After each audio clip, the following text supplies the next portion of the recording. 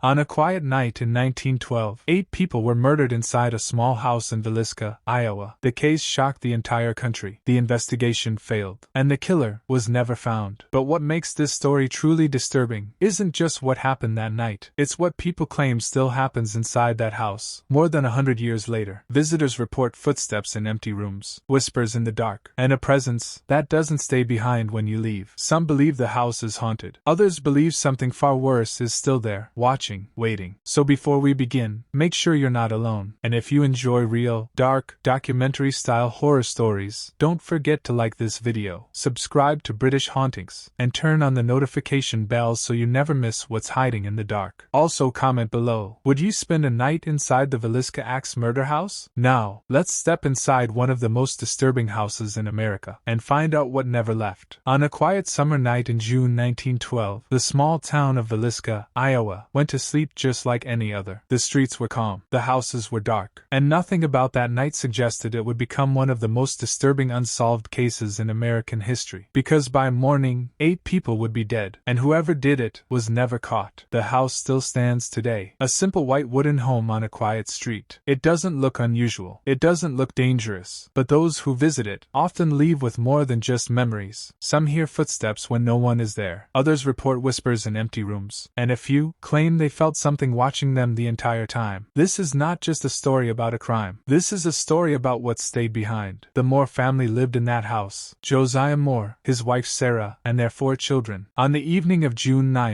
1912, they attended a church event along with 2 young guests who were spending the night. By all accounts, it was a normal evening. Laughter, conversations, nothing out of the ordinary. They returned home late that night, and sometime after midnight, something entered the house. There were no signs of forced entry, no broken windows, no witnesses, just silence. Investigators later believed that the killer had been inside the house, waiting, watching, listening. The attacks were brutal. An axe was used. Every victim was found in their beds. And what made the case even more disturbing was what happened after. The killer didn't leave immediately. They stayed for hours, moving through the house, covering mirrors, closing curtains, as if trying to hide something or prevent something from being seen. When the bodies were discovered the next morning, the entire town was thrown into shock. Fear spread quickly. People locked their doors. Neighbors avoided eye contact. Because the most terrifying part wasn't just what happened. It was the fact that no one knew who had done it. And maybe they never left. Years passed. The case went cold. The house changed owners multiple times, but no one stayed for long. Reports began to surface. Strange sounds at night. Doors opening on their own. Objects moving without explanation. Some claimed they heard children crying. Others, something much worse. By the mid-20th century, the house had gained a reputation, not just as a crime scene, but as a place where something lingered, something aware. Visitors who spent the night began reporting similar experiences. Footsteps pacing in empty rooms, the sound of something dragging across the floor, and always, the feeling of being watched. One visitor, decades later, described waking up in the middle of the night to complete darkness. The air felt heavy, the silence unnatural, and then, a sound, slow, deliberate, footsteps, moving toward their bed. They couldn't move, couldn't speak, and then, a shadow appeared at the edge of the room, standing still, watching. By the time the sun rose over the small town of Villisca on June 10, 1912, something was already wrong. Neighbors noticed the Moore house was unusually quiet, curtains still drawn, no movement, no sign of life. It wasn't normal. In a town that small, silence like that didn't go unnoticed. Mary Peckham, a neighbor, approached the house that morning after repeated knocks went unanswered. She tried the door. It was locked. The windows revealed nothing but darkness inside. Something didn't feel right. She called for help. When Josiah Moore's brother arrived with a key, they entered the house together. What they found inside would haunt Villisca forever. The air was heavy, still, almost suffocating, as if the house itself was holding its breath. The first bedroom revealed the unimaginable. Josiah and Sarah Moore, lying in their bed, lifeless. The axe used in the attack was still inside the house. And then, they found the children, room by room, bed by bed. Every victim had been attacked in their sleep. There were no signs of struggle, no screams reported by neighbors, nothing to explain how something so violent could happen in such silence. But what disturbed investigators the most wasn't just the murders. It was what the killer had done afterward. Every mirror in the house had been covered. Cloths, clothing, anything that could block a reflection. Even the windows had been draped, as if whoever, or whatever, had done this, didn't want to be seen, or didn't want something else to see them. And the axe, it had been cleaned, left behind, almost intentionally. The investigation that followed quickly became one of the most confusing in American history. Suspects came and went, names were whispered, accusations were made, but nothing ever stuck. One man, in particular, stood out: Reverend George Kelly, a traveling minister with a troubled mind and a strange obsession with the crime. He had been in town the night of the murders. His behavior afterward raised suspicions. He wrote letters about the case, describing details that were never made public. Eventually, he confessed. But then, he took it back. His story changed. His timeline didn't match. And despite everything, there was never enough evidence to convict him. The case remained unsolved. And over time, something else began to take its place: stories. By the 1930s and 1940s, locals avoided the house entirely. It sat there, quiet, unchanged, as if time itself had stopped inside it. But people who passed by at night reported things: lights flickering in empty rooms, shadows moving behind the curtains, and sometimes, figures standing at the windows, watching. Decades later, when the house was eventually opened to the public, paranormal investigators began to take interest. They brought cameras, recording equipment, sensors, trying to capture evidence of what people had been claiming for years. And they did, sort of. Recordings picked up faint whispers in empty rooms. Footsteps were heard when no one was present. Doors opened slowly on their own. And in some cases, objects moved without explanation. But one pattern stood out more than anything else: the children's room. That was where most of the activity happened. Investigators reported hearing soft crying late at night, small footsteps running across the floor, and occasionally, something far more disturbing: a voice, low, unfamiliar, whispering from the darkness. One investigator, during a late-night session, placed a recording device in the children's bedroom and left the room empty. Hours later, when they reviewed the audio, they found something chilling. At exactly 3:17 a.m., there was a sound: not footsteps, not movement, breathing, slow, deliberate, followed by a single phrase, barely audible: "I'm still here." The investigator never returned to the house, and others who spent the night began reporting something even stranger: not just sounds, not just shadows, but presence, a feeling that something was standing right behind them, watching, waiting, and sometimes following them, even after they left the house. By the time modern investigators began spending full nights inside the Villisca house, one thing had already become clear: this was no longer just a crime scene. It was something else entirely. The structure hadn't changed much over the decades. The same narrow staircase, the same small bedrooms, the same wooden floors that creaked under even the slightest movement. But those who entered the house with equipment and skepticism often left with something very different, because the activity wasn't random. It was reactive. Investigators noticed a pattern. Whenever someone spoke directly into the darkness, asking questions, something responded. Not always clearly, not always immediately, but often enough to make them stop and listen. One team, during a late-night session, asked a simple question: "Is anyone here with us?" For several seconds, nothing. 3 slow taps, coming from inside the wall. The same pattern reported decades earlier. The same pattern heard on that night in 1912. As if whatever had happened back then had never actually ended. But it wasn't just the sounds that disturbed people. It was the behavior of the house itself. Doors that refused to stay closed. Windows that seemed to open on their own. Cold spots that appeared suddenly, then vanished just as quickly. And in some cases, people reported feeling something touch them, lightly, deliberately, as if testing their presence. One investigator documented an experience that would later become one of the most discussed cases connected to the house. He had been standing alone in the children's bedroom, holding a recorder, asking questions into the silence. "Can you tell me your name?" Nothing. He waited, then asked again, and that's when it happened. A pressure on his shoulder. Not strong, not violent, but unmistakable. He turned instantly. No one was there. But the feeling didn't go away. It stayed, as if something was still standing right behind him, watching. That night, he left the house early. But the story didn't end there, because according to his own account, the activity followed him home. At first, it was small things: sounds in the hallway, doors slightly open when he was sure he had closed them, the faint feeling of being watched while alone. Then the knocking started, 3 slow taps, from inside his bedroom wall, every night. At the same time, he never went back to the house, and eventually, he stopped talking about it entirely. Stories like this became more common over the years, visitors leaving the house, but not leaving the experience behind. It raised a question that no one could answer. Was the house haunted, or was something inside it, attaching itself to people, waiting, moving, choosing who to follow next? Today, the house still stands in Villisca, Iowa. Tours are allowed. Visitors still walk through its rooms. Cameras still record. And every so often, someone claims to experience something they can't explain. A voice in an empty space. A shadow where no one stands. A knock from inside the walls. walls. But the most disturbing part of the story isn't what happens inside the house. It's what happens after. Because not everyone who visits leaves alone. Some take something with them. Something quiet. Something patient. Something that doesn't need to chase you. Because eventually, you come back to it. And sometimes, late at night, when the world is completely silent, people in places far away from Villisca have reported hearing it.